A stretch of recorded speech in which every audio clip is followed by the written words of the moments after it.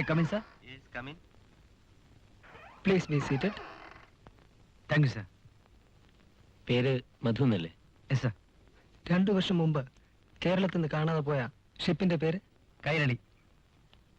That's right. പഞ്ചാബിന്റെ തലസ്ഥാനം Chandigarh. American president പേര് ഇന്ദിരാഗാന്ധി.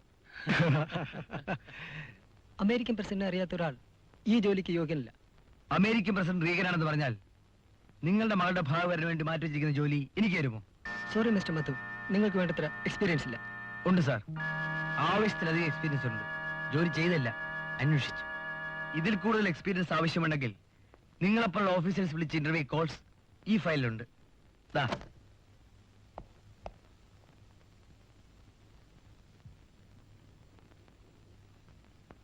കുഞ്ഞാലി, കുഞ്ഞാലി, കുഞ്ഞാലി എന്നെ ഓർക്കുന്നില്ലേ? അന്ന് മാർക്കറ്റിലുണ്ടായ കൂലിത്തർക്കത്തിൽ നിന്നും നിങ്ങൾ എന്നെ രക്ഷപ്പെടുത്തി ഓർക്കുന്നില്ലേ? ഓർക്കുന്നുണ്ട് സാർ. നമസ്കാരം സാർ. നമസ്കാരം. ആ, അതൊക്കെ പോട്ടെ, ഇവിടെ എന്തിനു വന്നു? ഞാൻ വന്നത്... വരൂ, എന്റെ റൂമിലിരുന്ന് സംസാരിക്കാം. മധുവിന് SA സെലക്ഷൻ കിട്ടണമെങ്കിൽ ഞാൻ പറഞ്ഞതല്ലാതെ മറ്റൊരു മാർഗമില്ല.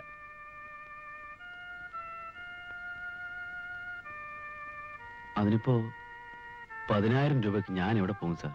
രൂപ കുഞ്ഞാലി സംഘടിക്കണം. കാര്യം ഞാൻ സഹായിച്ചു തരാം. ശരി സാർ, എന്നാ ഞാൻ ഇറങ്ങട്ടെ.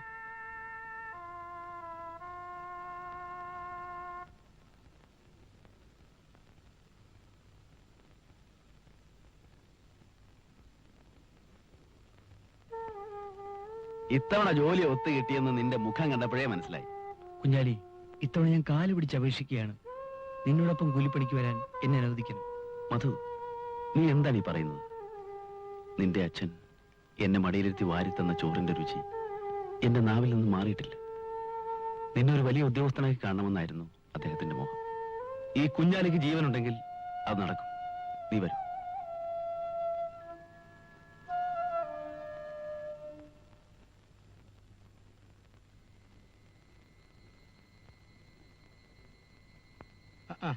ആശാനോ?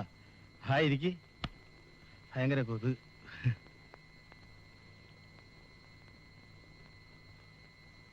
പിന്നെ ആ കാശിന്റെ കാര്യം വല്ലതും ശരിയായോ?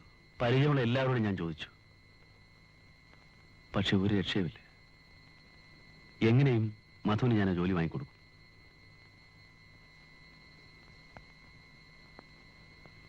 ആ, നമ്മൾ ഇന്നലെ കണ്ട കള്ളക്കടത്തുകാരനില്ലേ? അയാൾ തന്ന സാധനം അതിർത്തി കടത്തി കൊടുത്താൽ നമുക്ക് ആവശ്യമുള്ള കാശ് കിട്ടും. വാശാന് വാ വാ പോ.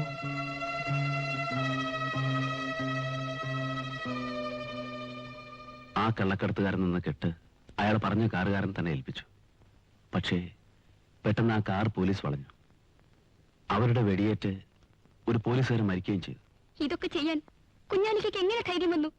ഇന്ന് എന്നെ കുറ്റവാളി എന്ന് വിളിക്കുന്ന ആ പോലീസ് ഉദ്യോഗസ്ഥരെ സൃഷ്ടിക്കാൻ വേണ്ടി എനിക്ക് ആദ്യത്തെ തെറ്റ് ചെയ്യേണ്ടി വന്നു പെങ്ങളെ.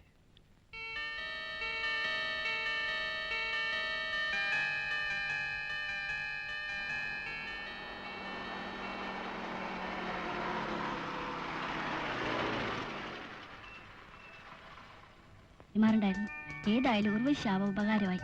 അതുകൊണ്ടായിരുന്നു ഒരു പുതിയ മനുഷ്യനാണോ നീ പറയുന്നത്? അതേന്ന് പുള്ളിക്കാരന്റെ അച്ഛൻ ഷാജിക്ക് തിരക്കിട്ടൊരു വിവാഹാലോചന നടത്തുകയാണ്. ശാന്തി അല്ലാതെ മറ്റാരും വിവാഹം കഴിക്കില്ലെന്ന പുള്ളിക്കാരന്റെ പിടിവാശി. അതിന് ഷാജി മാത്രം വിചാരിച്ചാൽ പോരല്ലോ.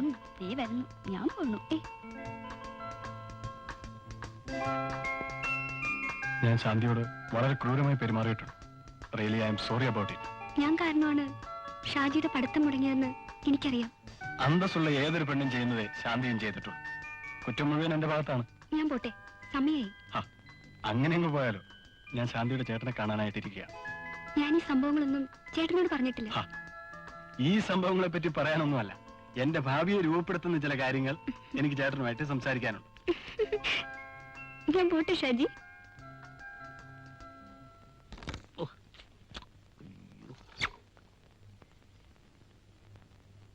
ഈ കൈകൊണ്ടുള്ള തട്ടിക്കളിയൊന്നും ശങ്കുവത്ര പിടിയില്ല കുഞ്ഞെ. കുഞ്ഞെ, ഈ കാരാമകളി എപ്പോഴാ ഒന്ന് നിൽക്കുന്നത്? കണ്ണടച്ചിട്ട്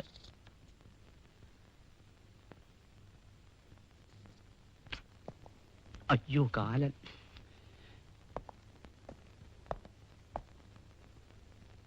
വിടാൻ ശ്ശോ, വരൂ ലേഖേ, വിടൂ. നമുക്ക് അല്പം ക്യാരംസ് കളിക്കാം. ആ, വിടൂ. വിടൂ. വിടാൻ. ഡാഡി വിടൂ. വിടൂ. ഡാഡി ഡാഡി ഡാഡി ഈ മനുഷ്യൻ ആരാണ്? ഹ, നിനക്കറിയില്ലേ വിക്രമൻ? ആരായാലും ഇയാൾ വൃത്തികെട്ടവനാണ്. വിക്രമൻ, നിനക്കറിയാമോ ലേഖ ആരാണെന്ന്? നന്നായിട്ടറിയാം.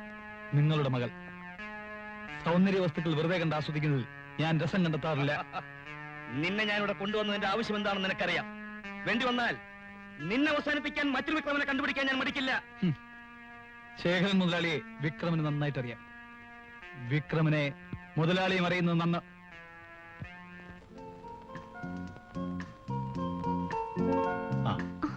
ഷാജിയോ? ഫ്രണ്ടിലൊക്കെ അത് തുറന്നു കിടന്നു.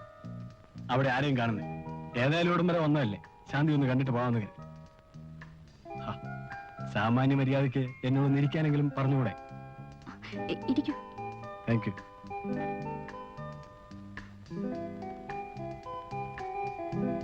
ഷാജി കൂടെ കൂടെ ഇവിടെ വരുന്നത് മറ്റുള്ളവർക്ക് തെറ്റിദ്ധാരണയ്ക്കിട വരും. ഉപദ്രവിക്കണമെന്ന് കരുതിയല്ല. കാണണമെന്ന് തോന്നിയാൽ പിന്നെ ഞാനൊന്നും ആലോചിക്കാറില്ല, ഇങ്ങ് പോരും. എന്റെ സ്ഥിതി ഷാജിക്ക് അറിയാൻ പാടില്ല. എന്റെ കുഞ്ഞാലിക്ക ഒളിവിലാണ്. ചേട്ടനാണെങ്കിൽ പിടിച്ചേ അടങ്ങുന്ന വാശിയിലാണ്. എന്റെ ദുഃഖം ആരോട് പോയി പറയും? ശാന്തിയുടെ ദുഃഖം എനിക്ക് മനസ്സിലാവുന്നുണ്ട്. I can understand it. ഓരോരുത്തരുടെ വിധി ഓരോ വിധത്തിലല്ലേ. ആ, അപ്പോ ചേട്ടൻ എപ്പോഴാ വരിക? ചേട്ടൻ കുറച്ച് ലേറ്റായിട്ടേ വരൂ.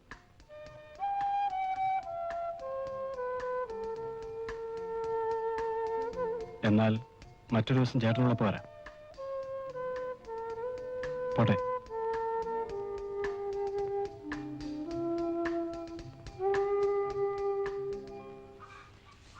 ഞാൻ പോട്ടെ അമ്മേ. മോനെ, ജോലി കഴിഞ്ഞോണ്ടേ മോനിഞ്ഞു പോരണം. ചുമ്മാ യൂണിയൻ മഴക്ക് നമുക്ക് വേണ്ട കേട്ടോ. എന്താ ലേഖ, എന്ത് പറ്റി? ഞാൻ എന്നേക്കുമായി എന്റെ വീട് ഉപേക്ഷിച്ചു. ഇന്നു മുതൽ ഇതാണ് എന്റെ വീട്.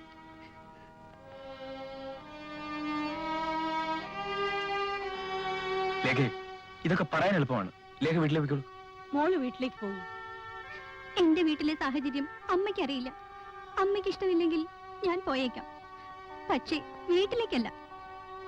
മോളെ മോളെ നിന്റെ മനസ്സ് മനസ്സിലാക്കാൻ എനിക്ക് കഴിയും മോളെ. നീ അകത്തേക്ക് വാ. അമ്മേ, നീ പോടാ അവിടുന്ന്.